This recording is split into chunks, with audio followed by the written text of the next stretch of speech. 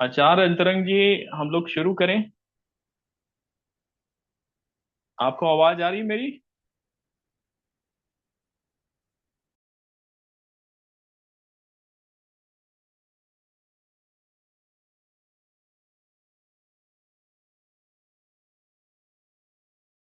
शायद उनको आवाज नहीं आ रही।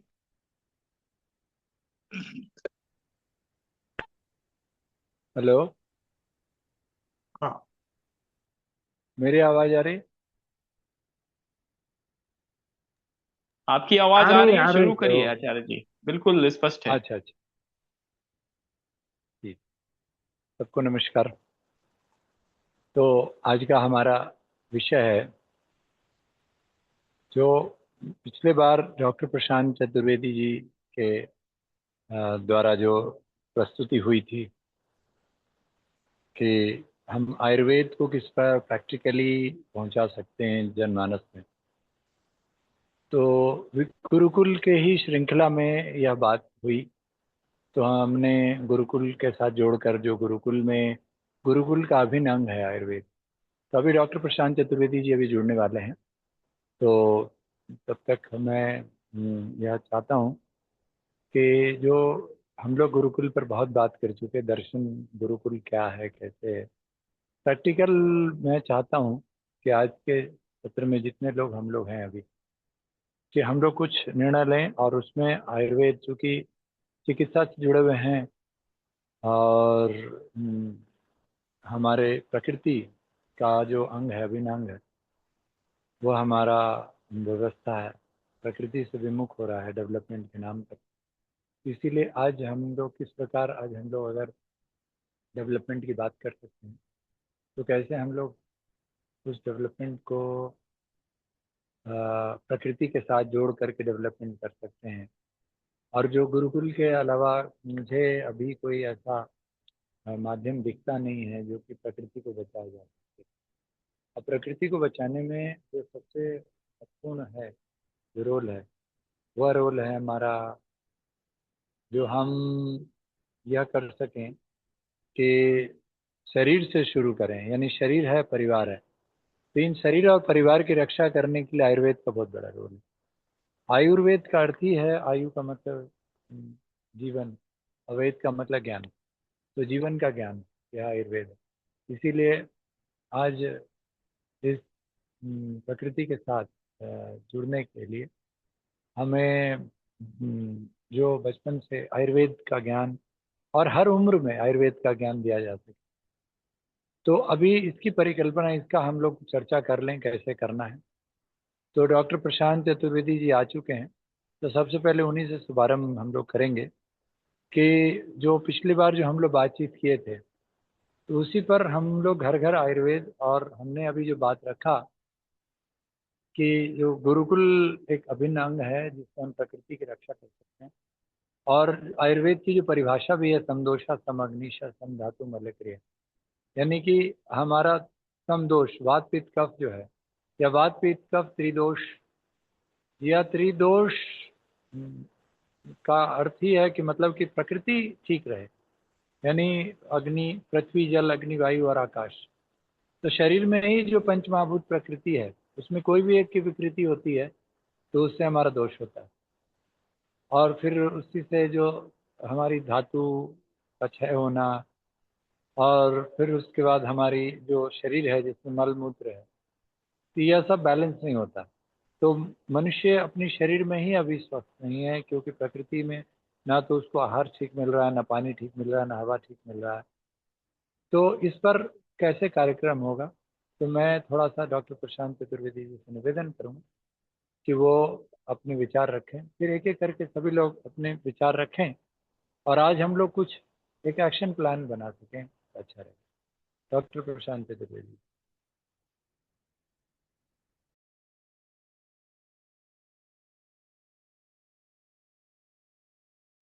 सभी को प्रणाम, नमस्कार।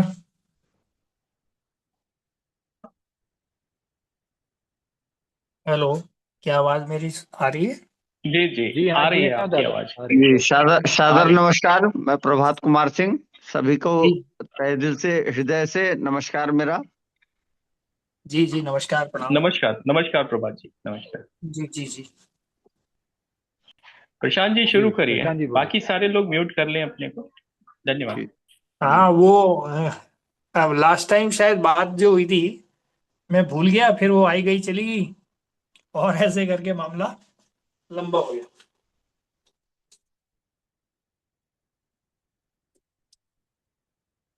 तो हमारा जो विषय था आयुर्वेद के प्रचार प्रसार का, इसी पर शायद हम लास्ट टाइम चर्चा कर रहे थे। तो जी हाँ, आयुर्वेद जी के हाँ। लिए देखिए, जब तक राजीव दीक्षित बोलते थे कि walk walk and talk talk, तो हमको जगह जगह घूम घूम के लोगों को कैंप लगा के बताना पड़ेगा, या व्याख्यान के माध्यम से उन चीजों को करना पड़ेगा।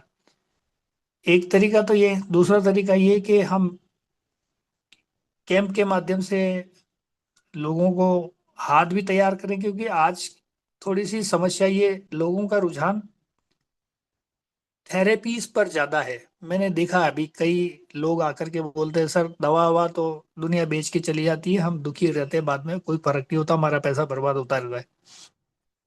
तो थेरेपीज पे लोगों का भी रुझान बढ़ गया है। जगह जगह लोगों की डिमांड भी यही है कि आप थेरेपीज वगैरह सिखाएं या फिर हमें कर दें। ज्यादातर लोग सीखना नहीं चाहते, ज्यादातर क्या करते हैं कि वो कहते हैं हमें आप स्वस्थ कर दो किसी भी तरीके से। पहली तो उनकी प्रायोरिटी रहती, फिर हम काम करेंगे आपके साथ। और जो स्वस्थ हो जाता है दोबारा दिखता नहीं है। तो ये एक बड़ी एक समस्या है, सब अपने अपने काम धंधे पे रोजमर्रा पे लग जाते हैं। दर्द होता है जब तक याद आती है कि अभी कुछ करना है। और करना इसलिए कि दो हाथ हैं, दो हाथ को चार बनाना है, क्योंकि पीछे वेट कर रहे होते हैं लोग कि चार हाथ बनेंगे कैसे। जब ये वेटिंग में रहते हैं, जब तो सबको याद रहता है कि अभी चार हाथ होते तो हम जल्दी से, हमारा पूरा ग्रुप जो है निबट गया होता, सबकी समस्याओं का समाधान हो गया होता है। और जब ठीक हो जाते हैं तो चार हाथ जो है फिर भूल जाते हैं कि चार के 16 करने हैं या कुछ करना है। तो ये अभी सामाजिक परिस्थितियां लोगों के साथ में बनी हुई है, चाहे चाहे अपनी पारिवारिक स्थितियों के कारण हो, व्यवसायिक स्थितियों के कारण हो, या किसी अन्य परिस्थिति।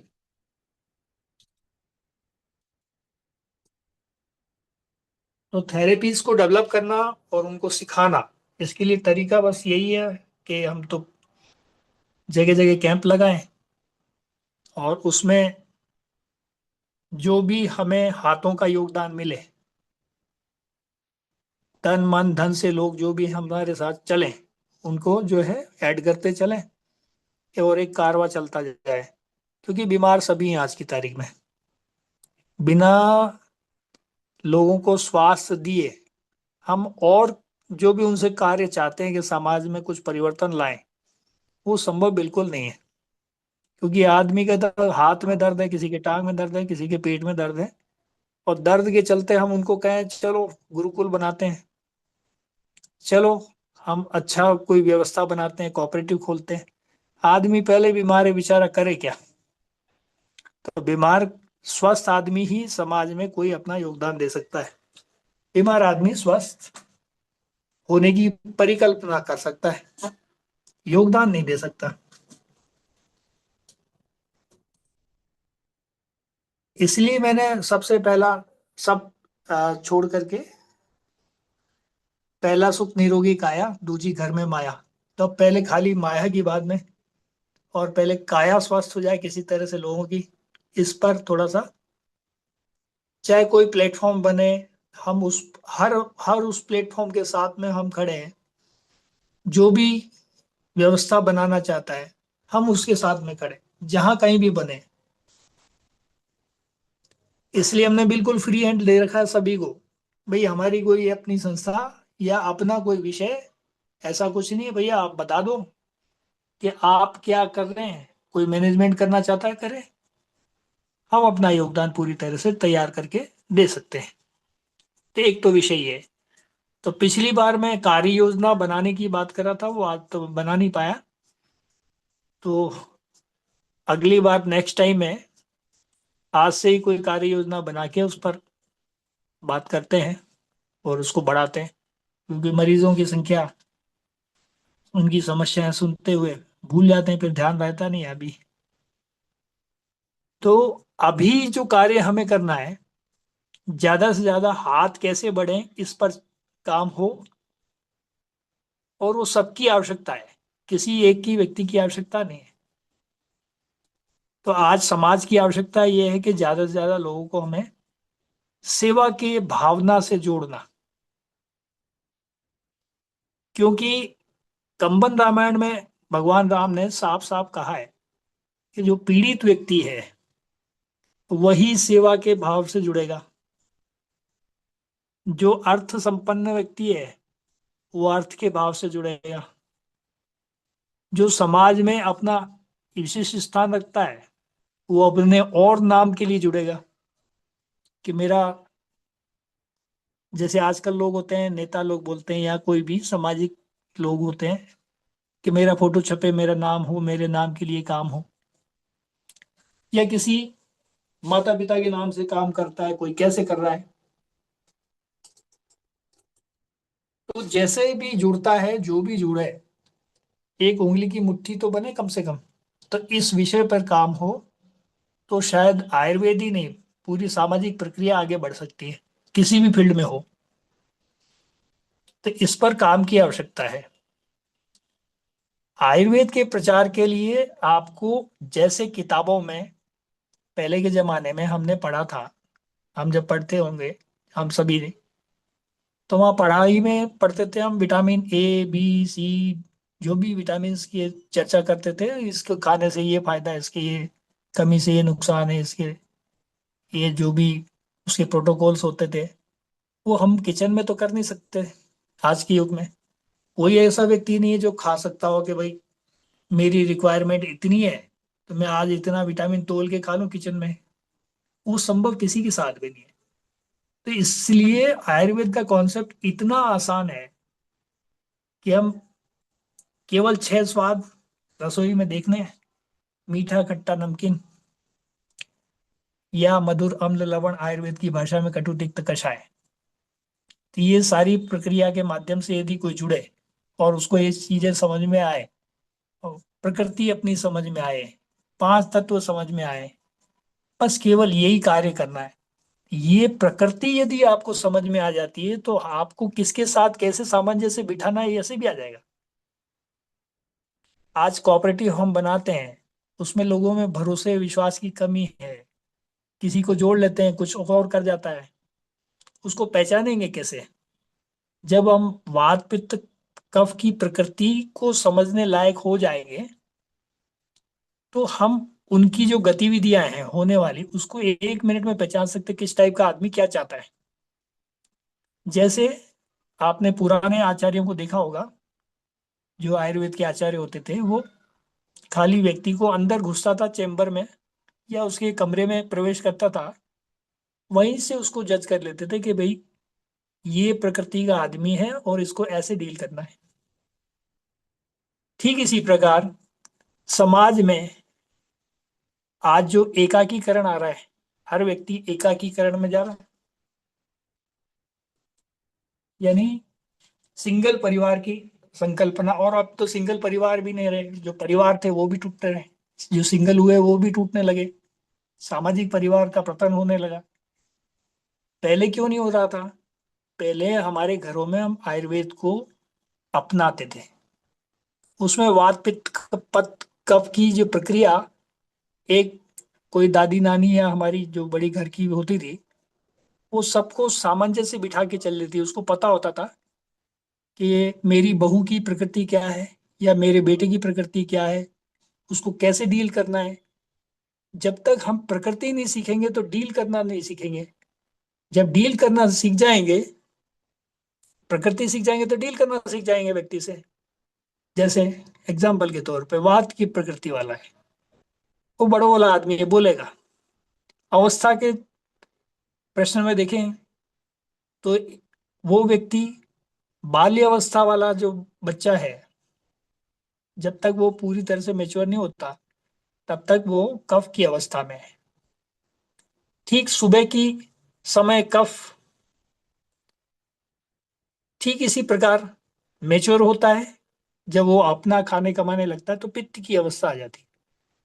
ठीक इसी प्रकार दिन दिन का समय पित्त का होता है, जब सूरज हमारे सिर पे होता है।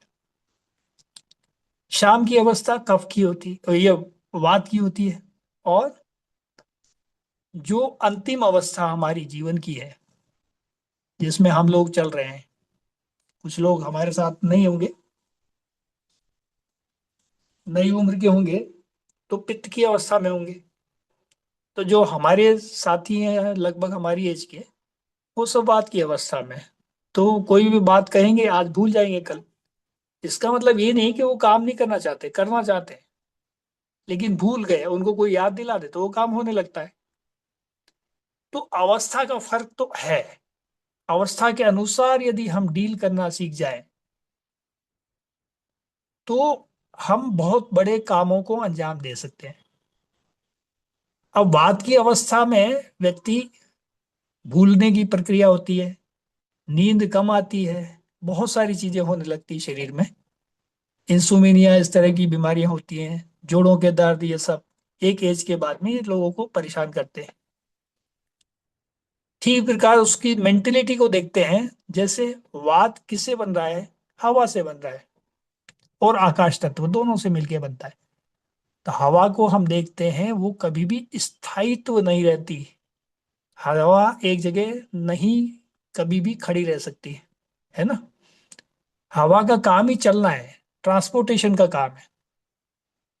वो रुक गया, उस दिन ही सारी प्रक्रिया संसार की सारी बंद हो जाती है। ठीक इसी प्रकार विचार विचार भी एक हवा है। तो हम इसको समझेंगे, इस प्रक्रिया को, वात को समझेंगे, तो हम वात वाले व्यक्ति का काम है बड़बड़ाना, ज्यादा बोलना, करना कम होता है। प्योरली वात का व्यक्ति है तो वो करता कम है, बोलता ज्यादा है। तो बोलता ज्यादा है और जल्दी से दोस्त बना लेता है, किसी को भी मित्र बन जाते हैं। लेकिन उसकी मित्रता ज्यादा दिन मेंटेन नहीं रहती, क्योंकि भूल जाएगा कल वो कि कल हम मिले थे, कहीं दोस्ती हुई थी, हमारी कोई बात हुई थी। जो सामने वाला है उसमें प्रभाव ये पड़ रहा है उसका कि भैया खाली कहता कहता है, करता वर्ता कुछ भी नहीं है। तो इस तरह की मेंटेलिटी के लोगों को आपको इसका मतलब ये नहीं कि वो खराब है या वो काम नहीं करना चाहता, करना तो चाहता है, पर उसकी अवस्था या उसकी स्थिति उसको मजबूर कर रही है, या उससे वो मजबूर है। इस व्यवस्था में वो मजबूर है, भूल गया, याद ही नहीं है कि मैंने कल क्या कहा था, या हम किससे मिले थे, कल क्या चर्चा हुई। अब ऐसे में कोई आदमी उसको याद दिला दे तो बहुत अच्छा समाज के लिए कार्य हो सकता है। दूसरा, प्लानिंग में अच्छा माहिर होता है वात का व्यक्ति, लेकिन वो एग्जीक्यूट नहीं कर सकता है, तो पित्त वाले से करवा लो, प्लान किसी से करा लो, और एग्जीक्यूट कराना का काम किसी और को दे दो। तो अवस्था के अनुसार, व्यवस्था के अनुसार, और कफ पित्त वात की प्रकृति के अनुसार प्लानिंग का काम किसी को दो, क्या करना, ये सब हम जाने बिना नहीं कर सकते। रिसर्च के काम कफ वाला अच्छा कर सकता है, या कफ वात वाला हो तो प्लान प्लस रिसर्च दोनों कर पाएगा। तो प्योरली आज की प्रकृति वाले तो है नहीं, व्यवहारिकता में भले ही अच्छा हो। अच्छा, दूसरा, वो बड़बड़ाता भले ही है बात का व्यक्ति, लेकिन बुरा किसी का नहीं चाहता, और वो करता भी नहीं है। उसके जानते बूझते तो वो नहीं करता है, लेकिन उसके अनजाने में कुछ हो जाए तो बात अलग है। पित्त का व्यक्ति फ्रेंडली नेचर का होता है। आप फ्रेंडली जो चाहोगे उसको सब कुछ आपको दे देगा, लेकिन एक्शन को, मतलब हर चीज को एक्शन में लाने की प्रक्रिया रहती है उसके साथ में हमेशा। वो कहेगा action action action action, every time action. ठीक, ऐसे ही कफ वाला व्यक्ति है, बोलना कम पसंद करता है, एकाकीपन ज्यादा महसूस में रहने में अपने को सहज महसूस करता है।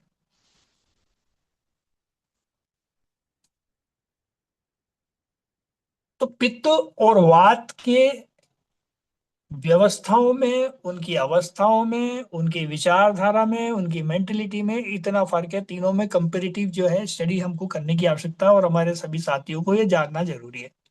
जिस दिन ये जान जाएंगे, लोगों को साथ में लेकर चलना सीख जाएंगे, मैनेज करना सीख जाएंगे, पूरी प्रणाली को, सिस्टम को समझना। ये प्रकृति में एक व्यक्ति की विशेष की बात नहीं है, ये जानवरों पर भी लागू होती है, क्योंकि सनातन परंपरा में नियम सबके लिए बराबर होते हैं। तो जो हमारे लिए लागू हो रहा है वो मौसम पर भी लागू हो रहा है, हमारे ऊपर जो लागू हो रहा है वो किसी पशु पक्षियों पर भी लागू हो रहा है। वही नियम सारे संसार के हर जीव पर लागू है जो भी चलायमान है या चेतनावान है। तो हमारी चेतना जो है उसी से जुड़े हुए प्रमाण के साथ में कार्य करती है। शॉर्ट में मुझे बताना था, मैंने कोशिश की। इसमें आपके कोई प्रश्न है तो आप ले लें, आप कहेंगे तो मैं और उसको डिफाइन करता रहूंगा आपके प्रश्नों के आधार पे, जो भी आपकी आवश्यकता है। वन बाय वन आप अपने प्रश्न ले सकते हैं। मैं इसमें प्रश्न पर उत्तर नहीं है। आज हम लोग को ये बात करना है कि हम लोग यह जो व्यवस्था है, आपने बहुत अच्छा किया वात पित्त कफ को समझना और समझ करके उस तरह के लोगों को उनके अनुसार, उनकी प्रकृति के अनुसार सदुपयोगी बनाना, और इस व्यवस्था को कैसे बनाया जाए। और यह जानना है, सभी अपने अपने विचार व्यक्त करें और कोई कोई जो वार्तालाप हो और हम लोग कुछ एक एक्शन प्लान बना सकें। आज के ये प्लान जी, तो जो भी अपने विचार देना चाहते हैं वो दे। डॉक्टर प्रशांत जी से अगर कुछ पूछना है तो वो भी कहें। आप ही विचार आमंत्रित कर लीजिए, वन बाय नेम, जी जी, कोई सीरियस ही बात नहीं है। देख लीजिए। एक बार ऐसा कुछ नहीं है, एक बार ओपन आ जाए। डॉक्टर ब्रिगेडियर राजा राम जी हैं, मोहन हाथ उठा रहे हैं, आइए उनसे सुनते हैं। बोलिए। जी सर, नमस्ते। जी प्रणाम, नमस्कार। मदन मोहन बहुत जी अच्छी इसके बाद तरीके आप। से तो हाँ, बोलिए मेरे बोलिए। ख्याल से 10-12 बार सेशन ले चुके हैं डॉक्टर साहब। पर मैं जो मैं समझा हूं उसको थोड़ा सा मैं अ, बोलने की कोशिश करता हूं। जी आयुर्वेद तो आपने कितने बार बता दिया कि ये तो जीवन ज्ञान है। आयुर्वेद चिकित्सा का सिद्धांत आपने बहुत बार अच्छी तरह बता दिया कि त्रिदोष सिद्धांत है। वात पित्त कफ, पंच महाभूतों की जरूरत है, जलवायु, पृथ्वी, आकाश, अग्नि, सप्त धातु का जिक्र है। सिद्धांत जिसमें रस, रक्त, मांस, मेद, अस्थि, मज्जा, शुक्र आदि शामिल है। अग्नि सिद्धांत भी शायद बहुत इम्पोर्टेंट है। भोजन पाचन में इसका रोल है, शरीर को ऊर्जा देने में रोल है। और इसका जो आचार्य जी बहुत डॉक्टर साहब बहुत जिक्र कर रहे हैं, स्वस्थ व्रत दिनचर्या के ऊपर ज्यादा बेस है। और ऋतुचर्या कौन मौसम में क्या है, यह है उसका पालन करना इसके साथ बेसिक है। अब इसमें मेन उपचार तो प्राकृतिक उपचार है और व्यक्ति उपचार है। और इसका शायद जनरल प्रिंसिपल ये है कि बीमारी आए ही ना, शरीर को ऐसा बनाया जाए कि बीमारी आए ही ना। तो इसके प्राकृतिक सुरक्षा भी होती है, इसका प्रयोग करने से रोगों का इलाज होता है, रोगों को नए आने देने की ताकत शरीर में डाली जाती है। शरीर को स्वस्थ रखना इसका मूल सिद्धांत है। स्वस्थ के साथ साथ स्वावलंबी भी रखना है। अब जो आज का टॉपिक है उसमें मैं 2-3 बात जिक्र करूं। समस्याएं क्या है, ये जो ब्लॉक लेवल और ये कह रहे हैं कि हमारे आयुर्वेद की क्या है। मुझे ऐसा लगता है कि जागरूकता की कमी है, अनुसंधान की भी कमी है, मानकीकरण की कमी है, प्रशिक्षण और पेशेवर शिक्षा देने वाले या चिकित्सा करने वालों की कमी है, और नवाचार की कमी है, नई तरफ बढ़ना कम है। तो इसका समाधान तो जो कमी कमी मैंने बता दी, इन्हीं को सुधार करना है। जागरूकता अभियान है, अनुसाधन को साधन को बढ़ावा देना है, मानकी को बढ़ाना है, प्रशिक्षण कार्यक्रम करने हैं। और कैंप लगाने हैं, वो सब इसी का हिस्सा है। अभी ब्लॉक स्तर पे हमें क्या करना है, क्योंकि हमारा आज का टॉपिक वो है। हमें जरूर ब्लॉक स्तर पे आयुष केंद्र खोलने चाहिए, चाहे सरकारी या प्राइवेट। और उसमें स- उनके साथ साथ, जैसे आजकल प्रशांत जी लगा रहे हैं, स्वास्थ्य मेला, ये जो कैंप के साथ साथ स्वास्थ्य मेला की भी जानकारी होनी चाहिए। और प्रशिक्षण प्रशिक्षण कार्यक्रम तो जरूरी ही है। मैं तो इस पे इतना ही समझाऊं। धन्यवाद।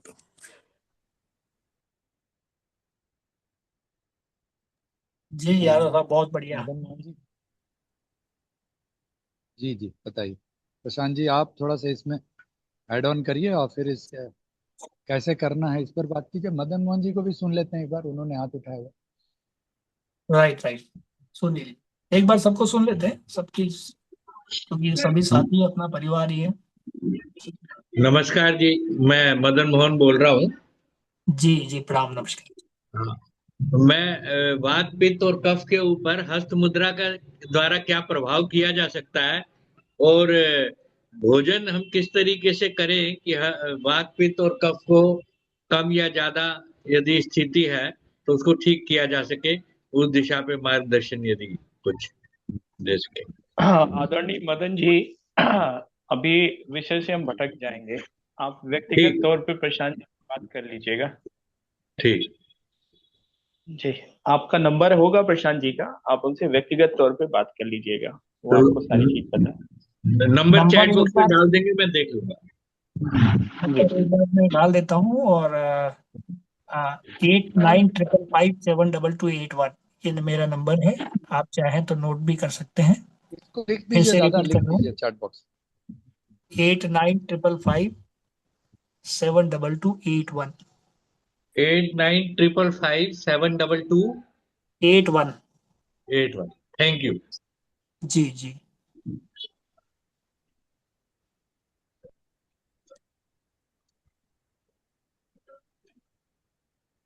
तो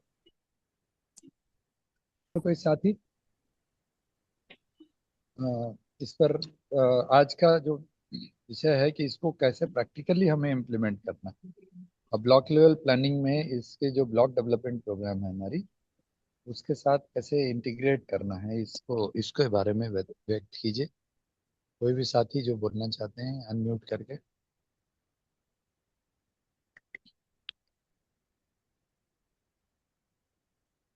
जी हाँ, भाई कमलानंद जी।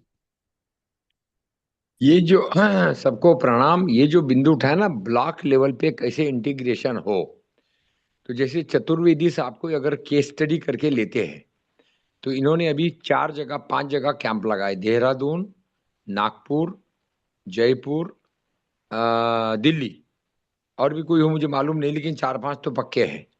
अब यहाँ पर जब ये करते हैं ट्रीटमेंट, और ट्रीटमेंट के साथ साथ जो लोगों को मौका मिलता है, जैसे मेरे ख्याल से वो जो अंजलि बहन है, वो काफी कुछ सीख गई है, तो मैं उसको कहता हूँ छोटी चतुर्वेदी बन गई। अब ऐसे ही अगर हर कैंप में 8 10 लोग इसका ट्रेनिंग लेते चले, और फिर उसको वो ब्लॉक लेवल पे एमएसएमई का भाग लगाए, क्योंकि अब मीडियम एंड स्मॉल अंतरप्राइजेस है, तो ये लोग अपना व्यवसाय, जिसमें जीवन शैली भी है, जैविक भी है, प्राकृतिक भी है, खान पान भी है, यानी कई चीजें।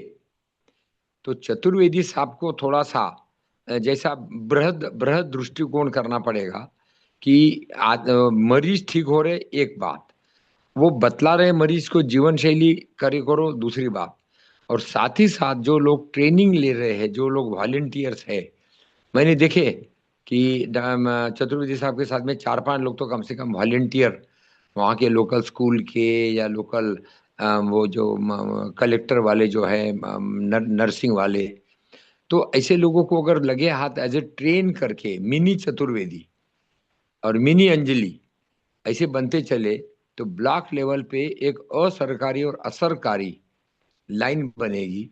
अच्छा, ये ऐसा है जिसमें कोई डिग्री फिग्री की जरूरत नहीं कि एमबीबीएस होना चाहिए या और कुछ होना चाहिए।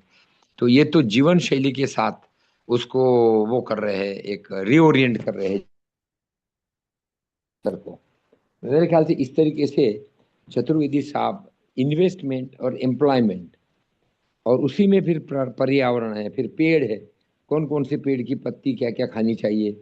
अभी आज मैं कहीं सुन रहा था, वो कौन सी सब्जी है, मेथी और ऐसी एक अच्छी सब्जी है, तो बतला रहे थे कि इस सब्जी का हम लोग छुटपन से खाते रहे, कभी सोचा ही नहीं।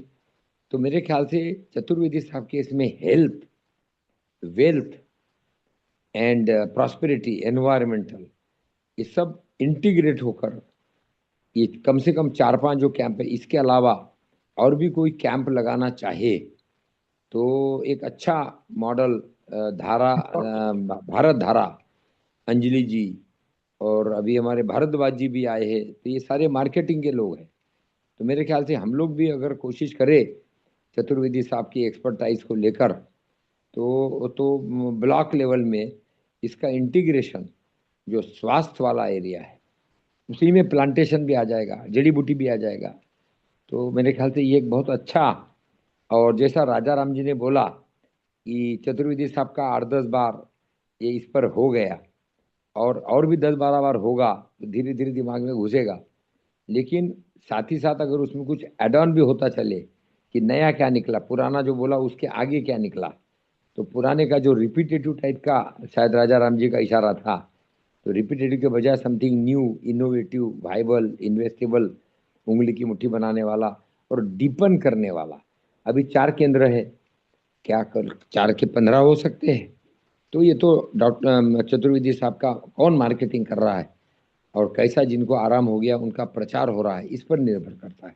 आइए मिलकर काम करते हैं, और मैं चाहूँगा कि जिनके पास इंफ्रास्ट्रक्चर वगैरह है वो इसको जरूर चतुर्वेदी साहब के कैंप कराएं, तो वो उसका एक समग्र क्रांति में वात पित्त के साथ साथ आराम, और विशेषकर अभी आजकल मुझे कल मिले थे कोई घुटने वाले, परसों कोई मिले थे पीठ वाले, तो मैंने बोला भैया ये चतुर्वेदी साहब है, ऐसा कुछ आप ग्रुप बनाओ कि 15-20 लोगों का एक साथ में भला हो जाए, और पैसा जो कोई रीजनेबल लगना है वो तो लगना ही है।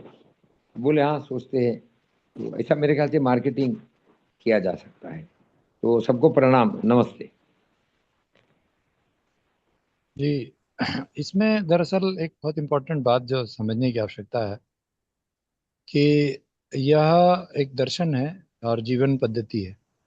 जैसे डॉक्टर प्रशांत चतुर्वेदी जी माध्यम बने हैं कि भगवान ने उनको चुना है और इसके माध्यम से घर घर आयुर्वेद का एक मिशन है।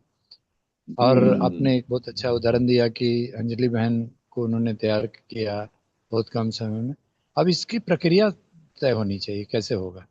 यहाँ पर प्रचार डॉक्टर प्रशांत चतुर्वेदी जी का नहीं है, उनकी मार्केटिंग नहीं है, यह मार्केटिंग उस कॉन्सेप्ट की है, और उस कॉन्सेप्ट को कैसे लेकर जाना है उस पर प्लानिंग हो। कोई और विचार देना चाहते हैं तो दे।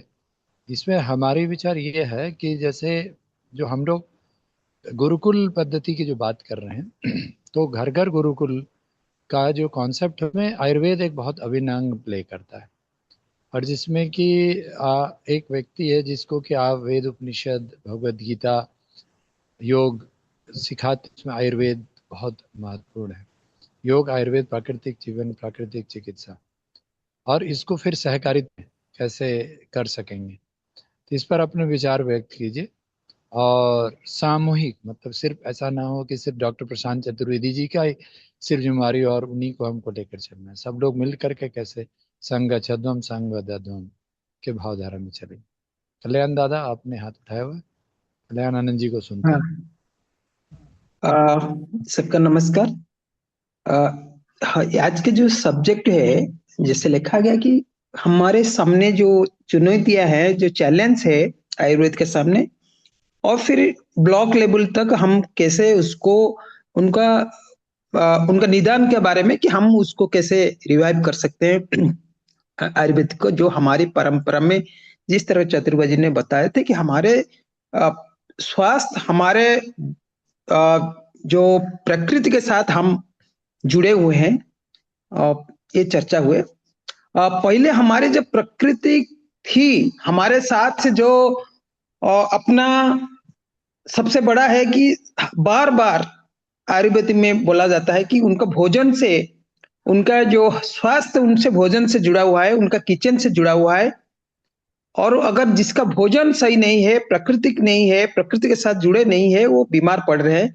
यही से शुरू हो जाता है कि हम जो भी इलाज के बारे में कि स्वस्थ रहने के लिए कि हम प्रिकॉशन ले रहे हैं, हम क्यूरेटिव नहीं है, प्रिवेंटिव नजर में हम देख रहे हैं कि उनको कैसे किया जाए। काफी हद तक मैं देख रहा हूं, मैं उड़ीसा से मैं थोड़ा सा लोग के बीच में घूमते रहता हूं, कभी कभी 30 जिलों में मैं घूमता रहता हूं, करीब करीब 314 ब्लॉक से मैं 200-250 ब्लॉक में तक विजिट किया हूं अभी तक। अभी मुझे जो दिखाई पड़ रहा है कि इसमें सरकार नीतियों का भी बहुत बड़ी मतलब बीमारी करने के लिए जैसे योजना बना रहा है। आप उड़ीसा में 25% ट्राइबल है और उनका मैं सिर्फ आपको एग्जाम्पल दे रहा हूं, उसी में आप समझ जाएंगे कि किस तरह बीमार पड़ रहे हैं। 25% का जो ट्राइबल से, ट्राइबल का अपना एक प्रकृति, अपना एक भोजन, अपना एक नेचर के साथ रहने का एक तरीका था। उनका कभी मतलब चावल खाना शायद उनका ये कभी मैं नहीं देखा था कि 15-20 साल पहले कि 30 साल पहले। और हमारे कोस्टल बेल्ट में, मैं कटक भुवनेश्वर नजदीक में रहने वाला, हम कभी रोटी खाना कभी नहीं सीखे थे। बचपन में 15, 16, 17 साल तक तो मैं कभी रोटी भी नहीं खाए थे घर में। अभी यह दिखाई पड़ रहा है कि जब से सरकारी नीतियों में आ गया कि पीडीएस सिस्टम आ गया और सारे ट्राइबल का घर तक पहुंचा दिया गया कि चावल खाओ, आपको चीनी खाओ, ये तमाम चीज जब पीडीएस के माध्यम से पहुंचा जा रहा है। और जो उनका खाना था, उनका खाना था रागी था, उनका खाना था सुआ था, उनका कोद था, कई तरह का जो मिलेट्स था, वो लगभग खाना छोड़ चुके हैं। और नतीजा ये हुआ, जो कभी डायबिटीज पेशेंट नहीं थे उस बीच में, ट्राइबल के बीच में कभी उनका शुगर पेशेंट नहीं थे, आज लगभग हम देख रहे हैं कि 15 to 20% डायबिटीज नहीं तो शुगर पेशेंट वहां भी मिल रहे हैं। मतलब जो नेचर से दूर लाने का काम किया ये व्यवस्था ने, और धीरे धीरे उस तरफ जा रहे हैं। अब बीमार लगभग उसी बीमार में उनका जो एनाटॉमी था, उनका जो सिस्टम था, वो पूरा बिगड़ चुका है अभी।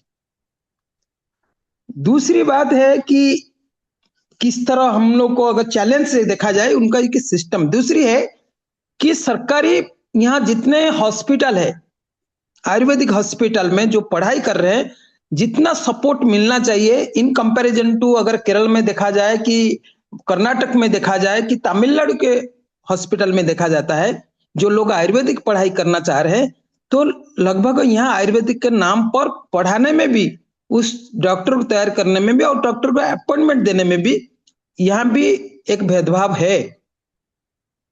लोग सोचते हैं कि भाई ये भी 5 साल पढ़ाई करता है, 5.5 साल, वो भी 5.5 साल पढ़ाई करते हैं। और वहां भी भेदभाव है कि उनको पेमेंट में, जब उनको 70,000, इनका 15-20 हजार में पेमेंट देकर किस तरह आप आयुष के डॉक्टर, सिर्फ डॉक्टर के नाम पर पढ़ाई करते हैं। और वो यहाँ एक नेशनल इंस्टीट्यूट है, रिसर्च एंड आयुर्वेदिक सेंटर है भुवनेश्वर में, नजदीक में। मैं तो जब भी जाता हूँ वहां कोई लगभग 10-20 लोग छोड़ करके कोई है नहीं वहां। और बगल में इतना बड़ा हॉस्पिटल है, सम हॉस्पिटल, वहां लाखों लोग को विजिट करते हैं, महीना में कई हजार लोग आते हैं पेशेंट वहां है। ये कि मुझे दिखाई पड़ रहा है कि वो जो भेदभाव है उस पर भी हम लोग को, कि नेशनल लेवल पर जो लोग भी आयुर्वेद को ले काम कर रहे हैं, तो उनके एडवोकेसी होना चाहिए गवर्नमेंट के साथ, उनका एक लॉबी ग्रुप काम करना चाहिए कि भाई आयुर्वेद को प्रमोट किया जाए, आयुर्वेद के लिए कुछ सोचा जाए। और यहाँ जरूरत है, लोग को आयुर्वेद के लिए तरस रहे हैं। और जिस तरह का आप लोग बताए कि मीडिया जिस तरह का एलोपैथिक और डिफरेंट पैथी को प्रमोट कर रहे हैं, यहाँ आयुर्वेद को उतना प्रमोशन नहीं मिल रहा है। डाइट लगभग चेंज हो चुका है। गवर्नमेंट की सबसे बड़ा यहाँ रोल है कि जैसे है कि ब्लॉक लेवल के, मतलब डिस्ट्रिक्ट लेवल पर भी ठीक से काम करे आयुर्वेदिक सेंटर्स, वो भी नहीं हो रहा है। गवर्नमेंट का जो फॉरेस्ट डिपार्टमेंट से जो काम कर रहा था कि मेडिसिनल गार्डन प्रमोट करना है स्कूल में, ताकि वहाँ आयुर्वेद के लोग सीखे, वो भी लगभग ठप है। मैं करीबी 2-3 साल तक इसका कोऑर्डिनेट काम किया हूँ उड़ीसा में, कि मेडिसिनल प्लांट प्रमोशन करने के लिए एक जुड़े शेखर करके एक IFS थे, उन्होंने मुझे प्रमोट करने के लिए हर स्कूल में मेडिसिनल गार्डन, उनको आयुर्वेदिक, ये सारे खुद वो सिर्फ पैसा का गया वो कहीं। तो ये तमाम चीज को करने के लिए 2 चीज की मुझे जरूरत है, कि उसमें थोड़ा सा सिलेबस लेवल पर, स्कूल लेवल पर भी आयुर्वेदिक कैसे प्रमोट किया जाए, उसके लिए एक एजुकेशन मिनिस्टर हो कि डिपार्टमेंट से थोड़ा सा हमारी नेशनल टीम जाकर के बात करे, वो काम होना चाहिए। दूसरी है कि ये जितना आयुर्वेदिक कॉलेज है, उस कॉलेज में जो एक इन्फॉर्मेट होना चाहिए, पूरा सारा देश में जिस तरह पढ़ाई हो रहा है उस तरह का भी उनका सिलेबस में, जो लोग विद्वान है वो किस तरह सिलेबस देखे और उस पर कैसे किया जाए।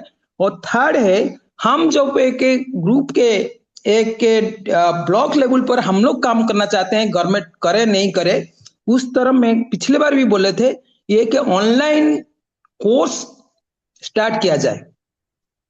ये क्या करना, आज के दिन में ये एक फिजिकल वर्ल्ड से सबसे बड़ा डिजिटल वर्ल्ड बन चुका है, जो चतुर्भुज वहां बैठ करके 1000 बच्चों को पढ़ा सकते हैं और घूम करके कहीं पढ़ाना, और आज किसके पास टाइम नहीं है कि कैंप में आकर के, जब कैंप होगा, जब स्क्रूटिन हो जाएगा, जब ऑनलाइन ट्रेनिंग हो गई, जो उसमें थोड़ा चुन कर आएंगे, उसमें एक 5 दिन का 10 दिन का कैंप लगा करके उनको सर्टिफाई किया जाए, ताकि वो उनका परीक्षा लिया जाए, और हो सकता है 6 महीना में एक बार कैंप, एक नेशनल कैंप हो कि स्टेट वाइज कैंप हो जाए, तो इस तरह किया जा सकता है। तो मेरे इतना ही एक सुझाव था, और मेरे उनका जो सामने है सबसे बड़ा है कि उनका जो डाइट चेंज हो रहा है देश भर में। आपको जो चावल नहीं खा रहा था, वो चावल जबरदस्त रोटी खिलाया जा रहा है, जो रोटी खा रहा था उनको जबरदस्त चावल खिलाया जा रहा है। पूरी एक डाइट प्लान करके बीमारी करने के लिए प्लान बना रहा है, तो इसके लिए उस पर चर्चा भी रखा जाए। धन्यवाद।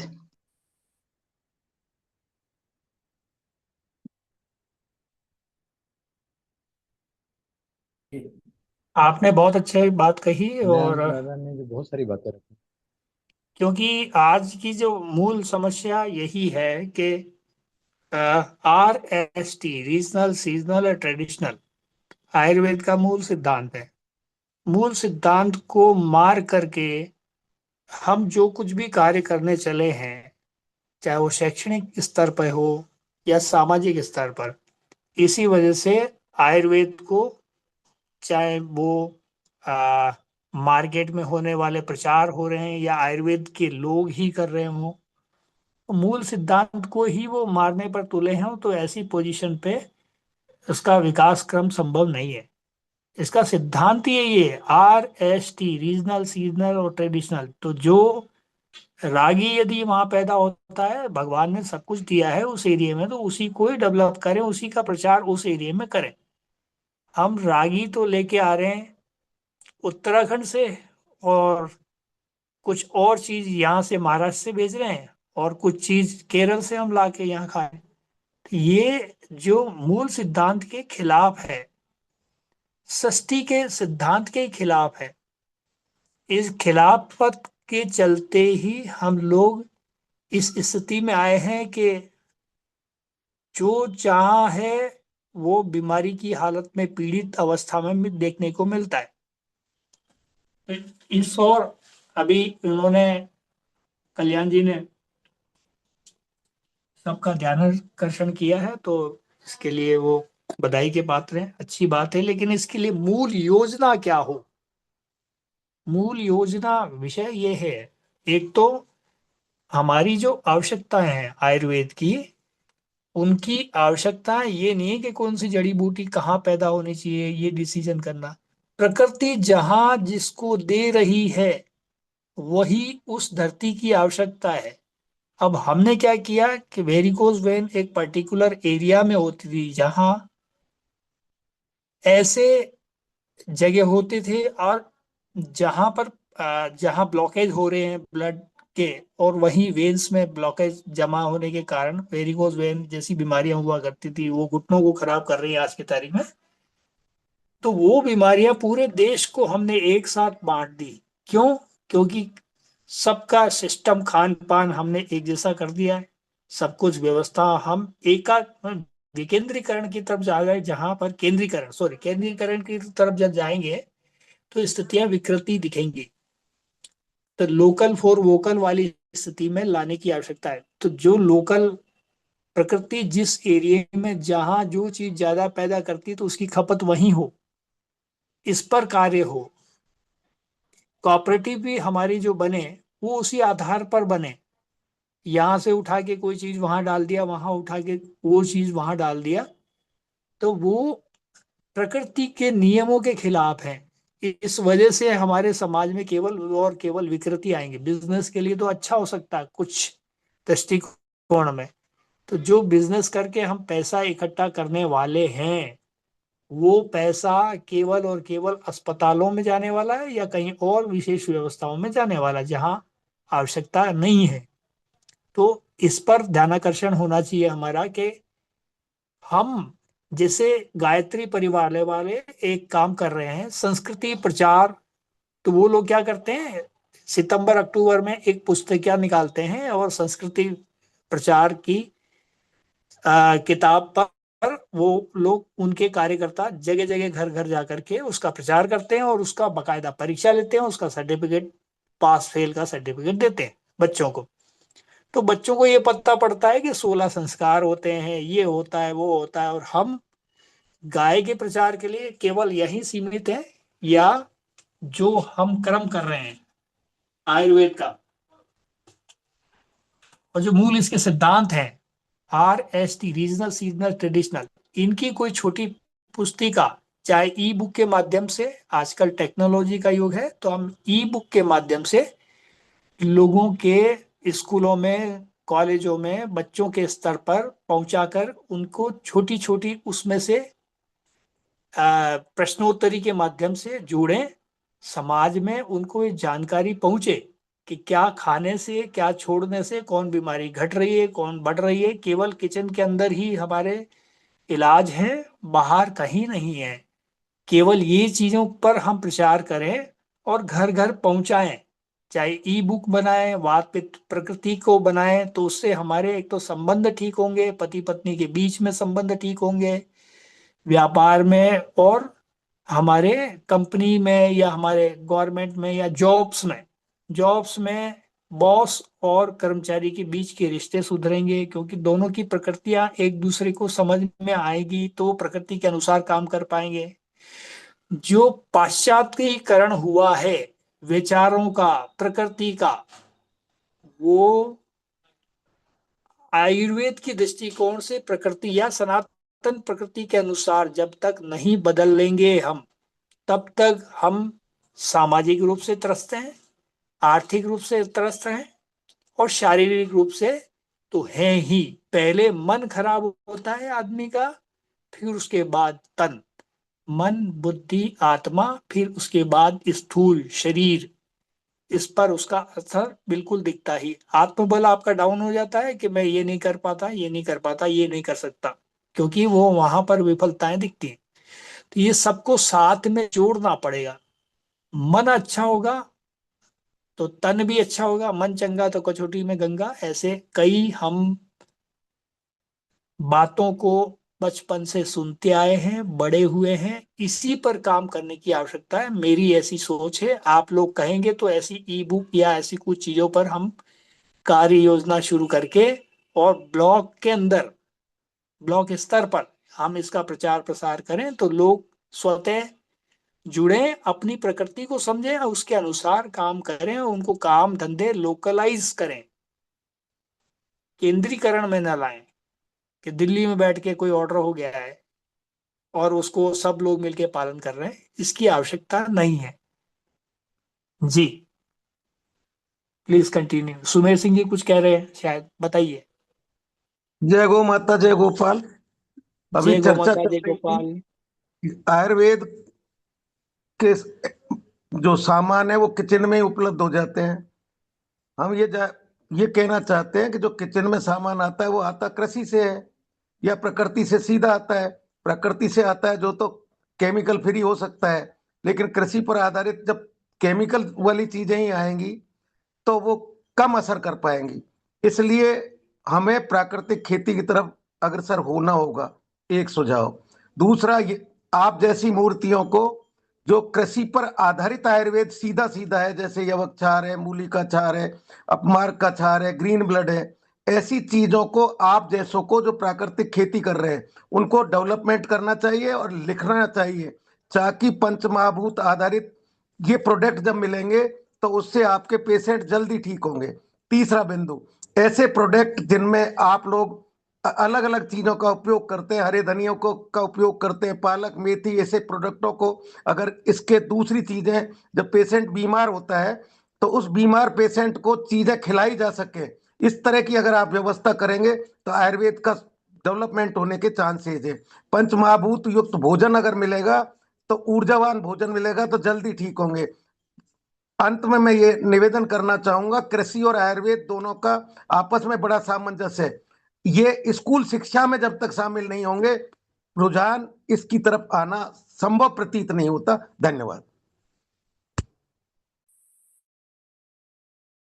जी बहुत अच्छी आपने, हमने यही चर्चा की थी यहाँ पर अभी कि देखिए, वो तो हमारे हाथ में जो है नहीं, हम उस पर तो हम जोर नहीं दे सकते, लेकिन जो हमारे हाथ में है, जैसे श्री राम आचार्य जी ने एक आंदोलन खड़ा किया और उनके कार्यकर्ताओं ने खड़ा किया, गायत्री यज्ञ के कारण या किसी भी कारण से धर्म से जोड़ करके उन्होंने दिखा के ये प्रयास किया, तो आज उनके गली गली में कार्यकर्ता पंडित जो भी हैं मौजूद हैं।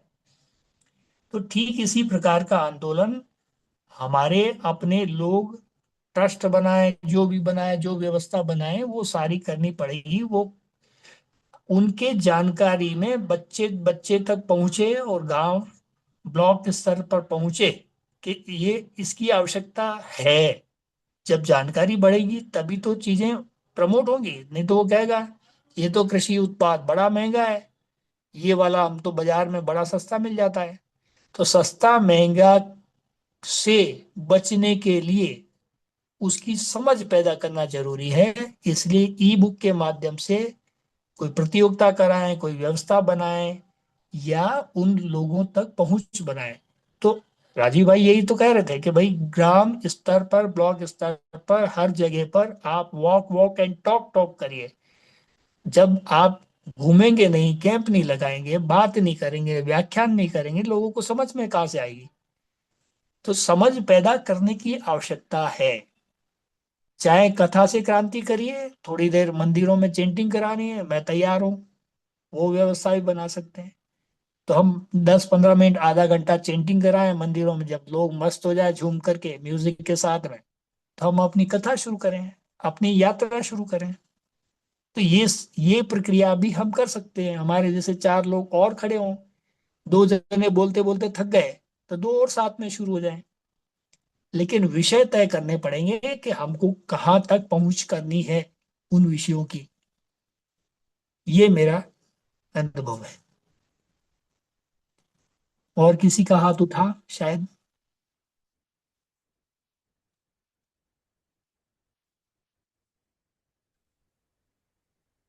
यहाँ जो बाकी साथी कुछ अपनी बात व्यक्त करना चाहते हैं तो कृपया हाथ उठाएं या म्यूट करके बोल सकते हैं।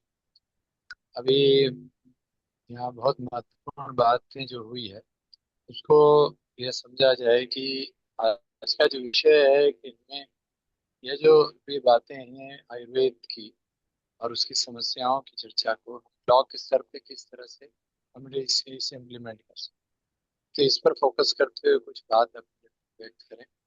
और सबसे बड़ा चीज जो समझा जाए कि ब्लॉक जैसे बात की अभी डॉक्टर प्रशांत जी ने जो अ, गायत्री परिवार का बात कहा, मतलब यहाँ कार्यकर्ताओं का महत्व है, नेटवर्किंग जो होनी चाहिए, जो विकेंद्रित व्यवस्था में जो कार्यकर्ता काम अच्छा सकते हैं।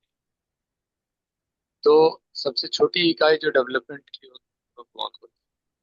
और ब्लॉक में आपने जितने तालुका हैं सॉरी, जितने ग्राम पंचायत और उस ग्राम पंचायत जितने गांव, इन सबों में हमें एक कार्यकर्ता को चयनित किया जाए शिविरों के माध्यम से, और उनका एक एक ब्लॉक पे उनकी प्रशिक्षण का कार्यक्रम हो। हम लोग यह कब तक बोलते रहेंगे कि यह सरकार को करना चाहिए? अब चाहिए बोलना हम बंद करें।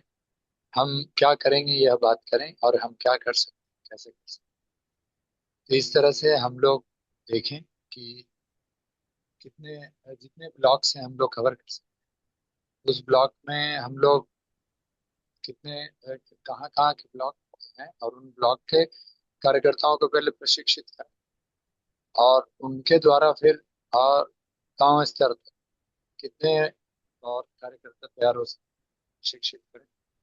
हमें इसके लिए अब हम यह सोचेंगे कि हमें यह हो जाए कि एक पूरा एस्टैब्लिशमेंट पहले बन जाए, तब कॉलेज जैसा, यूनिवर्सिटी जैसा, तब वहाँ आकर लोग ट्रेनिंग देंगे। यह मुश्किल।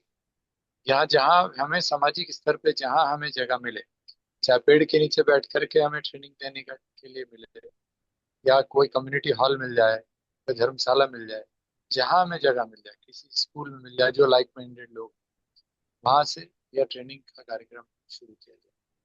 तो इस पर आप लोग फोकस करें, इस पर प्रकाश डालें, कितने ब्लॉक्स हम लोग कवर कर सकते हैं, जिसमें हम लोग जो लोग भी आज अगर यहाँ जितने लोग वो क्या जिम्मेवारी ले सकते हैं, क्या आप लोग कितने अपने अपने ब्लॉक में जहाँ आप रह रहे हैं, और जिन लोगों ने भी जो फॉर्म भरा है उसमें आपके कितने गाँव को आप कर सकते हैं, कौन कौन कार्यकर्ता आपके परिचय में है। आपका के ही ब्लॉक में नहीं, अगर दूसरे ब्लॉक में भी आपके साथी जहाँ है, और आप उनको को लगता है कि आपके साथ मिलकर वो कर सकते हैं, तो उनको भी आप साथ में जोड़कर इस प्रशिक्षण कोशिश करें।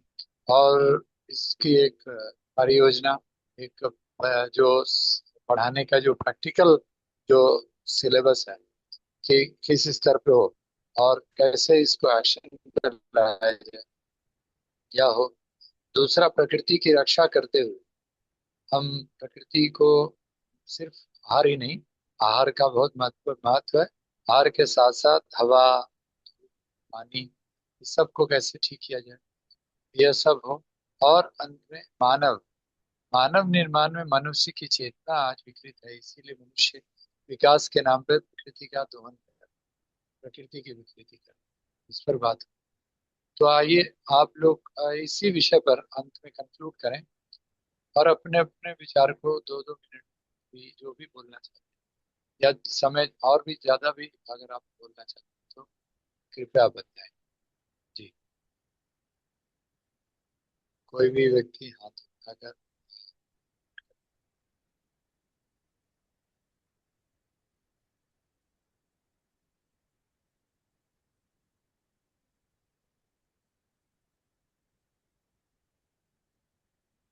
मैं जी आचार्य जी। आपसे पूछ लेता हूँ।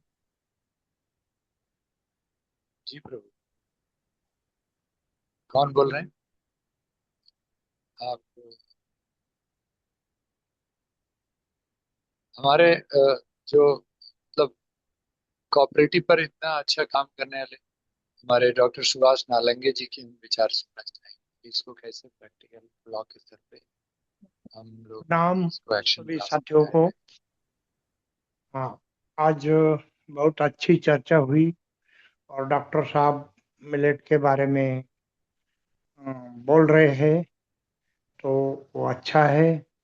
और हम लोग भी अभी 2023 से मिलेट के ऊपर ज्यादा काम कर रहे हैं। थोड़ा पूरे जिले जिले में कोऑपरेटिव द्वारा मिलेट्स का उत्पादन हम कर रहे हैं। हमने एक कोऑपरेटिव ओनली बीज उत्पादन की बनाई है। वो मिलेट के सारे टाइप के बीज उनके पास रहेंगे और मिलेट के सारे प्लॉट लोगों को देखने के लिए मिलेंगे। वहाँ मिलेट उपलब्ध होगा और अलग अलग शॉपी भी खुली है। और मिलेट का जो प्रचार प्रसार है वो हम अच्छी तरह से कर रहे हैं। हर जगह हमारे स्टूडेंट लोग, एग्रीकल्चर वाले, मिलेट की रोटी, उड़द की खीर, मिलेट के लड्डू, कुटकी के लड्डू, ऐसे अलग अलग टाइप के मिलेट, फॉक्सटेल की जिलाबी। हमारे एक मित्र ने फॉक्सटेल की जिलाबी बनाई घी में, और 1,000 रुपए केजी का रेट रखा, और सिर्फ दिन में 1 घंटा उन्होंने प्रोडक्शन किया। तो इसका रिजल्ट इतना अच्छा आया कि फॉक्सटेल की जिलाबी लोगों को बहुत पसंद आई, वो भी गुड़ में। तो ऐसी अलग अलग रेसिपी भी बना के लोगों के पास जाना चाहिए, फिर लोग जागरूक होंगे और खाएंगे। और डॉक्टर तो प्रशांत जी तो बोलते हैं, नागपुर में शिविर हुआ तो बहुत लोगों को इनके शिविर होने के बाद मिलेट की जो मांग आई लोगों की, वो थोड़ी ज्यादा हो गई, क्योंकि सारी हमारी टीम थी, वो डॉक्टर ने चेक की और उनको सलाह भी दे दिया। अभी जलगांव में हम 25 दिसंबर से 30 दिसंबर तक जलगांव में एक कार्यक्रम ले रहे हैं, और इसी में डॉक्टर का एक शिविर आयोजित कर रहे हैं प्रशांत जी का। और उसी शिविर में ही हम मिलेट की जानकारी देंगे, क्योंकि वहाँ सारी मिलेट की टॉपी लगाई है, और सारे टाइप के मिलेट लोगों को अवेलेबल है, और थोड़े रेट भी हमने अच्छे रखे हैं। मिलेट हमारा एक फोकस है महाराष्ट्र में, और सभी एफपीओ और कोऑपरेटिव में मिलेट अवेलेबल करके उसका सेल हम गरीब से गरीब लोगों तक पहुंचने का काम कर रहे हैं। धन्यवाद। बहुत बढ़िया नालंगे साहब, एक अच्छा कार्य आप करने जा रहे हैं। इसमें थोड़ा सा और एडिशन कर लें, जो हमको ये कहे आकर के कि हमने 7 दिन मिलेट्स का घर में अलग अलग प्रकार से प्रयोग किया, और ज्यादा से ज्यादा प्रयोग करके सबके सामने बताए, हम उसको सम्मान करें, कैसा रहेगा? बहुत अच्छा रहेगा। और 25 दिसंबर से जो हमारे 100 लोग हैं, जिनको मैंने एक साल में मिलेट की रोटी, मिलेट के डोसा, मिलेट की इडली और मिलेट के सारे कुटकी के सारे पदार्थ खिलाए। ज्यादा कुटकी की डिमांड है महाराष्ट्र में, बाद में कुद्दो की है, फॉक्सटेल की है, और बाकी जौ और बाजरा मिलेट तो होता ही है, यहाँ ज्यादा लोग यूज कर रहे हैं। तो ऐसे लोग आपको हमारे कार्यक्रम में मिलेंगे, क्योंकि महाराष्ट्र के सभी लोग एक जगह आने वाले हैं 27 दिसंबर को। तो वो आपको बोलेंगे, क्योंकि हम मिलेट का एक कार्यक्रम ही लेते सप्ताह में एक बार। और मिलेट की शॉपी है हमारी सोलापुर में, सबसे बड़ी शॉपी सोलापुर और अमरावती में है। और वहां से विदर्भ में अमरावती, और वहाँ सोलापुर। सोलापुर में सारे बाय प्रोडक्ट भी है, और सारे मटेरियल भी अवेलेबल है। और नागपुर में भी सारा मटेरियल अवेलेबल है 1 केजी के पैकेट में। आटा भी है, और मैंने कुटकी का ऊपर का कवर निकल के बना के रखा है। सावा, कुटकी, कुद्दो, ये सारी चीजें हमने शॉपी में रखी है, और महिला वो शॉपी चलाती। धन्यवाद। आज का जो विषय है हम लोग का, वो आयुर्वेद में मिलेट्स ठीक है, एक इम्पोर्टेंट पार्ट है। तो हमें आज इस पर कंक्लूड किया जाए प्रशांत दादा, और किन्हीं का वो बोलना है हमारे। अभिषेक जी कृपया आप एक बार अपनी बात रखें और फिर हम लोग कंक्लूड करें।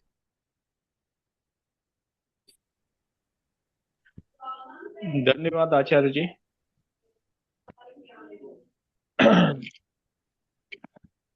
प्रशांत जी ने बहुत अच्छी बातें बताई, और नालंगे साहब ने भी विचार रखे, और सुमेर सिंह जी ने और ब्रिगेडियर साहब ने और कल्याण दादा ने, सभी ने आ, इसके जो मूल विषय है उस तरफ चीजों को इंगित करने का प्रयास किया, और उसमें कुछ वैल्यूबल इनपुट दिए, जो कुछ बिंदु मैंने नोट कर लिए हैं। और जब कार्य योजना की बात है तो कार्य योजना में क्या है कि एक पूरा इकोसिस्टम हमें समझना होता है और उसका काउंटर में अपने आ, हित के अनुसार और अपने उद्देश्य के अनुसार एक पैरेलल इकोसिस्टम डिजाइन करना होता है। तो इकोसिस्टम का मतलब होता है कि अगर हम आयुर्वेद की बात कर रहे हैं तो वो बात आयुर्वेद से निकलेगी तो वेद तक जाएगी, वेद से निकलेगी तो गुरुकुल तक जाएगी, गुरुकुल से निकलेगी तो पूरी गाय तक जाएगी, गाय से निकलेगी तो कृषि तक जाएगी, कृषि से निकलेगी तो राजनीति तक जाएगी, राजनीति से निकलेगी तो समाज तक जाएगी। एक ऐसे लेयर बनते चले जाते हैं क्योंकि सब चीजें एक दूसरे में जुड़ी हुई हैं। अगर जागरूकता कार्यक्रम की बात करें जैसे गायत्री परिवार करता है, तो गायत्री परिवार के जागरूकता कार्यक्रम पिछले 30-40 साल से चल रहे हैं, लेकिन स्थितियां जो हैं वो दिन पर दिन और खराब हो रही हैं। तो इससे एक चीज तो सिद्ध हम कर सकते हैं कि इस तरह की जागरूकता कार्यक्रमों का कोई खास विशेष असर नहीं पड़ता, क्योंकि एक पूरी व्यवस्था जो है जो ऐसी बनती जा रही है कि जहां पर घर से निकलते ही लोगों को बर्गर, मोमोज, चाइनीज और चाउमीन सब मिलता है। एक ऐसी व्यवस्था बनती जा रही है, एक बटन दबाने से सारे जंक फूड आपके घर पे आते हैं। एक ऐसी व्यवस्था बनती जा रही है जहां पर लोग जो हैं वो पुराने सिस्टम से बिल्कुल कट गए हैं, पुराने ज्ञान से बिल्कुल कट गए हैं। तो ये जो व्यवस्था है ये इतनी डीप रूटेड है, उसको तोड़ने के लिए तो मल्टीपल डायमेंशन में हमको काम करना पड़ेगा। और कार्य योजना का ये होता है, जैसे प्रशांत जी ने ई बुक की बात की, अच्छी बात है, इसको लिया जा सकता है, इस माध्यम से हो सकता है। कुछ लोग तैयार भी है कि हाँ करेंगे। फिर दूसरी बात ये आई कि जब हम सिर्फ और सिर्फ आयुर्वेद की बात को लेके निकलेंगे तो बहुत से लोग तो इंटरेस्ट ही नहीं लेंगे, क्योंकि उनका जो बेसिक जो थॉट प्रोसेस लेवल पे या जो एजुकेशन लेवल पे ही इतना ज्यादा ब्रेन वॉश किया जा चुका है कि वो आयुर्वेद को कोई चिकित्सा पद्धति मानते ही नहीं है। जो मूल विषय रह गए अनुसंधान के और उसको किस तरह से हमें स्टैंडर्डाइजेशन करना है या फिर किस तरह से उसको प्रचारित करना है, किस तरह से लोगों को तैयार करना है, किस तरह से सरकार की जो नीतियां हैं उनमें बदलाव लाना है, किस तरह से हमारे जो नीति निर्माता हैं, किस तरह से हमारे जनप्रतिनिधि हैं उनको अपने पक्ष में लेना है। तो बहुत सारे पक्ष हैं और उन सारे पक्षों को हमें एक समग्र सोच के साथ निपटना होगा या उनको जागरूकता देनी होगा। बहुत सारे लोग काम कर रहे हैं, अलग अलग स्तरों पे कर रहे हैं, अलग अलग तरीकों से कर रहे हैं। उन समूहों से किस तरह से जुड़ा जाए। स्वास्थ्य एक विषय है, सभी लोग बीमार हैं। अगर शारीरिक रूप से 70% बीमार हैं तो मानसिक तौर पे 99% लोग बीमार हैं। तो ये बीमारी जो है ये बीमारी तो सर्वव्याप्त हो चली है। और इस बीमारी से निकलने के लिए अगर हम लोग अपने को स्वस्थ मानते हैं या अस्वस्थ भी हैं, लेकिन हमने मन में प्रण कर रखा है कि हमें इस सड़ी हुई व्यवस्था से लोगों को निकाल के सही दिशा में ले जाना है, तो फिर उस तरह का हमारा प्रयास होगा। समग्रता के साथ अगर हम बढ़ेंगे तो बहुत बेहतर होगा। ये बहुत अच्छे विचार आए हैं और इन विचारों को लेके और साथ ही साथ जो इसमें चीजें नहीं जुड़ पाई हैं उनको भी जोड़ते हुए, क्योंकि ये दूसरा सप्ताह है जब हम चर्चा कर रहे हैं और उस चर्चा में जो बिंदु निकल के आए हैं रिकॉर्डिंग है उसको सारा पढ़ के समझ के और अन्य विद्वानों से विचार करके एक इनिशियल ब्लूप्रिंट बनाया जाएगा और आप सभी को दिया जाएगा। धन्यवाद, बस इतना ही मुझे कहना था। धन्यवाद आचार्य जी, धन्यवाद प्रशांत जी, धन्यवाद। अंत में अगर किन्हीं का कोई विचार हो तो व्यक्त कर सकते हैं, समय हो चुका है। जी तो आचार्य मैं जी। डॉक्टर प्रशांत दादा से रिक्वेस्ट करूंगा कि वो इसको कंक्लूड करें। जी जी धन्यवाद आचार्य जी। किन्हीं का अगर कोई विचार है तो अपना हाथ उठा सकते हैं। जी प्रशांत दादा। जी धन्यवाद आचार्य जी।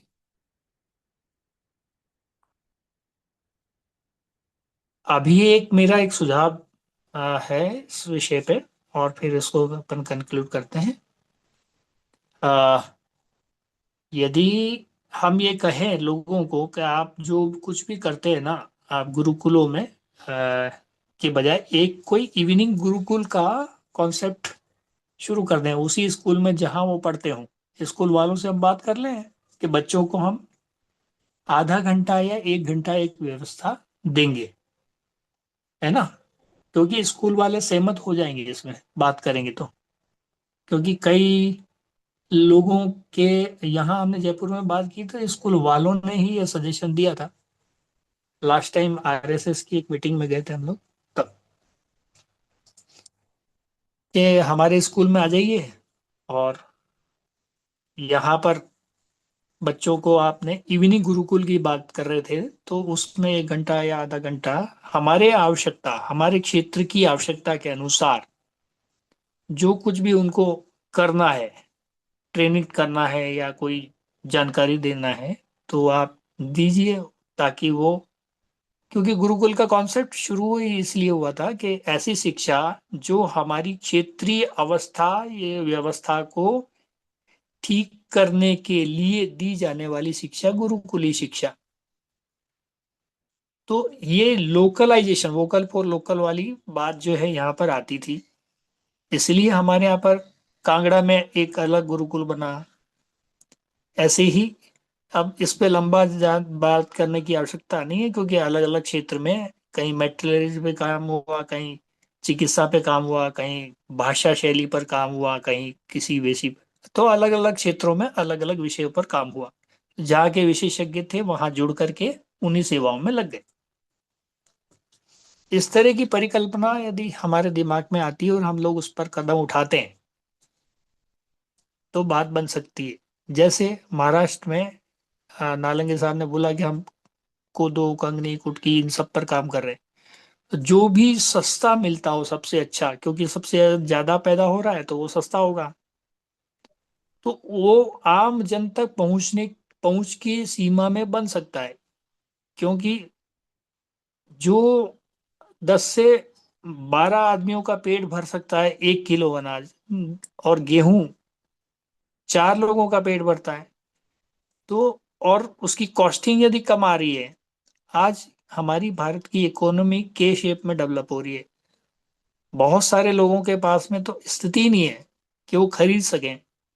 तो ऐसी कोई स्थिति आ जाए जहां हमारे प्रोडक्ट उनको compete कर सकें, चाहे हम उसको कुछ, जैसे नालंगे साहब ने बताया कि अभी हमारे यहाँ पे डोसा बना रहे हैं, अभी ये बना रहे हैं, वो बना रहे हैं, तो ऐसा कोई compete करने की पोजीशन पर हमारे मिलेट्स को हम ला दें, तो निश्चित तौर पे, जैसा अभिषेक जी ने बताया कि हम और भी कई चीजों पर काम करते हैं, और भी हमारे साथियों ने बताया कि ये आसानी से जो उपलब्ध होने वाली चीजें हैं बाजार में, वो होने लगी हैं कि भाई ये इजी, ये है, मैगी बना लो, ये कर लो, वो कर लो।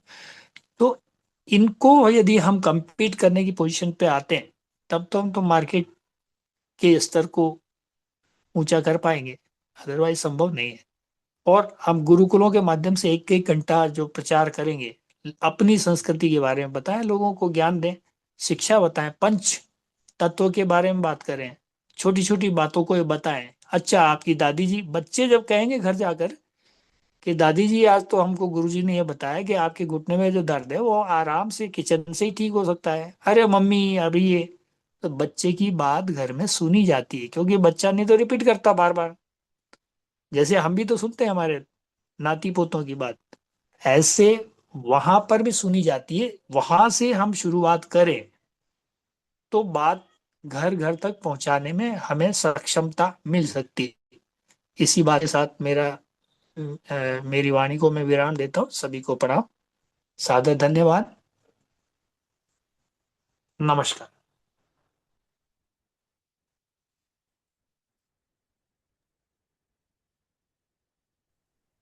समापन के लिए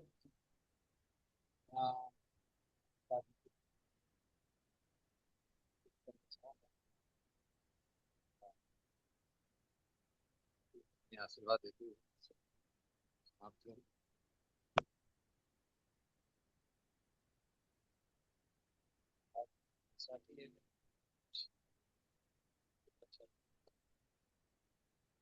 अभिषेक जी आप कुछ और व्यक्त करना चाह रहे हैं?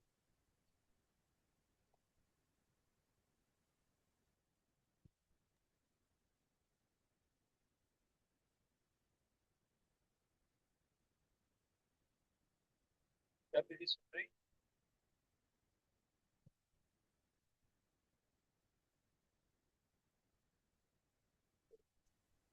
इस तरह आज हमने बातें हुआ और उसमें अंत में कंक्लूड करते हुए हमारे प्रशांत दादा ने ये रखा। प्रशांत दादा, आप कुछ पीपीटी दिखा रहे थे, ट्रेनिंग के मॉड्यूल थे, तो उसे अगली बार उसको रखा जाए। और हमें आपकी आवाज समझ नहीं पा रहे, थोड़ा क्लियर हो जाए तो अच्छा है।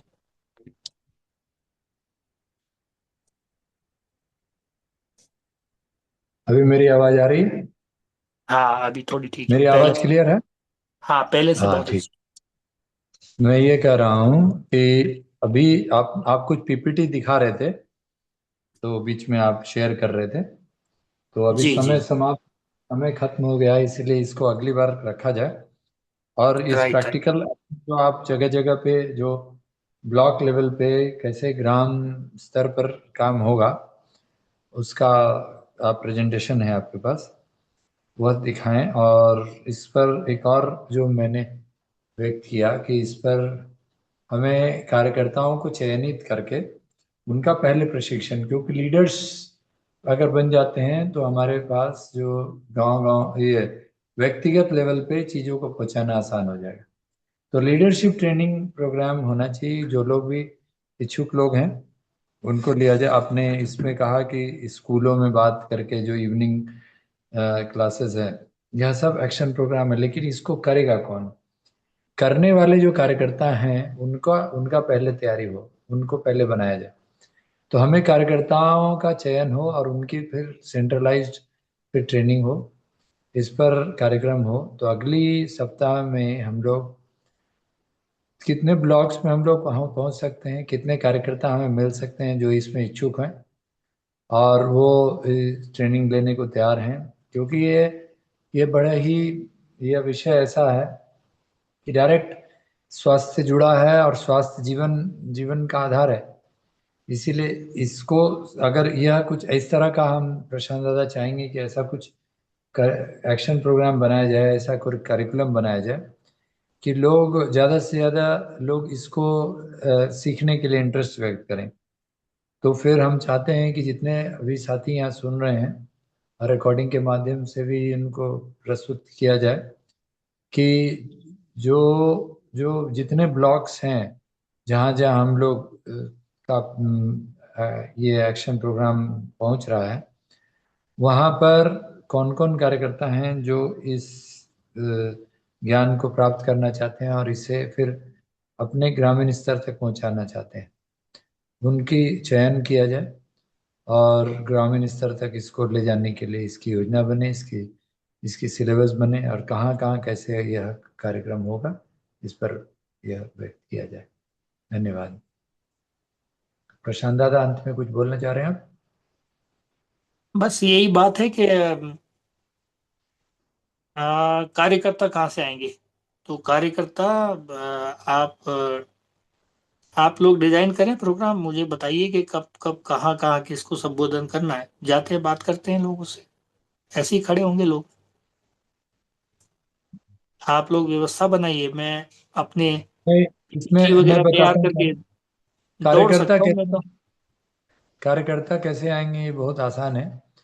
आज मार्केटिंग की दुनिया है, प्रोडक्ट से जो होती है ना, उसकी सेल की दुनिया है। अभी जिनको समझ में आएगा कि ये हमारे लिए लाभकारी है, तो वह सीखने के लिए आएंगे। अब आपका ड्यूटी आप इतना ही बनाइए कि क्या प्रोडक्ट है, हम उनको क्या सिखाने वाले हैं, जिससे कि वो हाँ अपने गांव को स्वावलंबी बना सकते हैं, अपने ब्लॉक को ब्लॉक लेवल तक डेवलपमेंट कर सकते हैं। तो इसका आप सोचिए और सोच करके इसको क्या हम प्रस्तुत करेंगे उनको, और अगले सप्ताह तक में हम लोग यह इसके प्रचार करें उस प्रोडक्ट का, और प्रोडक्ट को हम लोग अलग अलग तरीके से प्रचार करेंगे। हम लोग सोशल मीडिया से प्रचार करेंगे। हमारे जितने अभी साथी जो जुड़े हैं, जो जिन्होंने करीब 100 300 350 ब्लॉक का अभी ये हो गया है आइडेंटिफिकेशन। तो उन ब्लॉग्स के जितने भी हमारे लीडर्स हैं उनसे बात किया जाए कि जो लोग इंटरेस्टेड हैं उनको लाया जाए और यह चीज़ सिखाना है। सिखाना क्या है इस पर पहले आप ये कर लीजिए, फिर वो कार्यकर्ता का हम लोग चयन करना शुरू कर देंगे इस प्रोडक्ट के लिए। ये प्रोडक्ट ये है कि आयुर्वेद हमको कैसे पहुंचाना है घर घर में। अब उसको कैसे रुचिकर बनाना है ये आप बना दीजिए, और उसके बाद इस पर कार्यकर्ताओं को लाने का काम हो जाएगा। फिर इसकी ट्रेनिंग की प्लानिंग हम लोग कर लेंगे। जी, ठीक रहेगा। जी बढ़िया, करिए। ठीक। है तो ना ऐसा है। ट्रेनिंग के। जी बोले बोले। Please continue. नहीं, आप कुछ बोल रहे थे ट्रेनिंग के बाद। हाँ, ट्रेनिंग का सब मटेरियल मैं तैयार कर लेता हूँ। लोगों से बात करते हैं और यहाँ हमने लाखों अनुयायी हैं सिंधी समाज के। अभी उनसे आज हमने बात की है। उनको भी हम वो कह रहे हैं कि सुबह 8 से 12 हर सैटरडे संडे यहाँ पर लोग इकट्ठे होते हैं हजारों की संख्या में, क्योंकि बड़े बड़े पंडाल हैं, बड़े बड़ी सुविधाएं इनके पास, और शहर के बीचों बीच जयपुर में। तो जयपुर उनके जो में। है उन्होंने कहा कि आप अपना यहाँ कार्यक्रम दे सकते हैं, लेक्चर दे सकते हैं, छोटा मोटा कैंप लगा के उनको प्रैक्टिकल बता सकते हैं।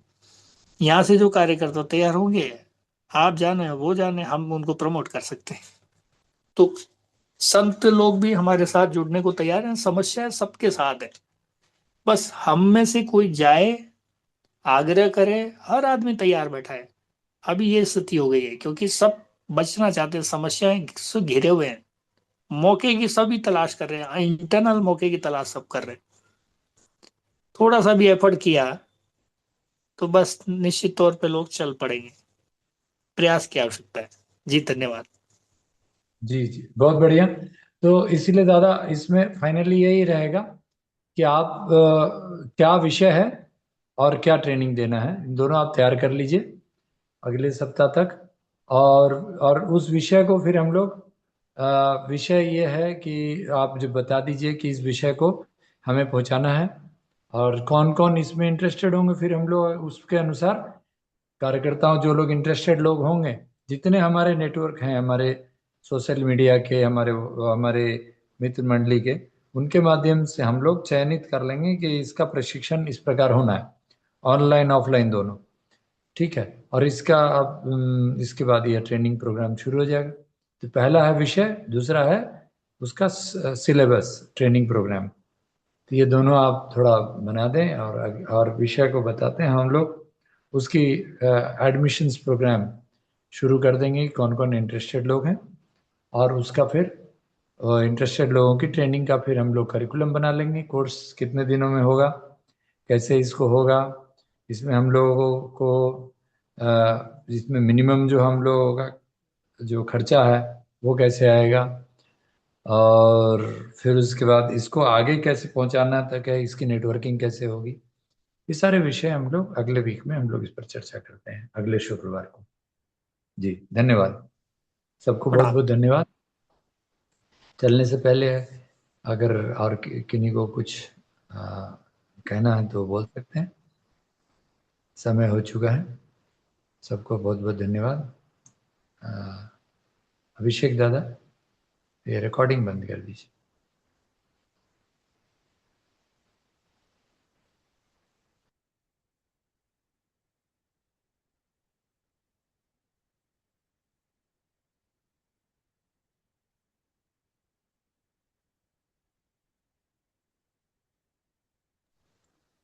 अभिषेक जी, ये रिकॉर्डिंग ऑफ कर दीजिए या मीटिंग ऑफ कर दीजिए।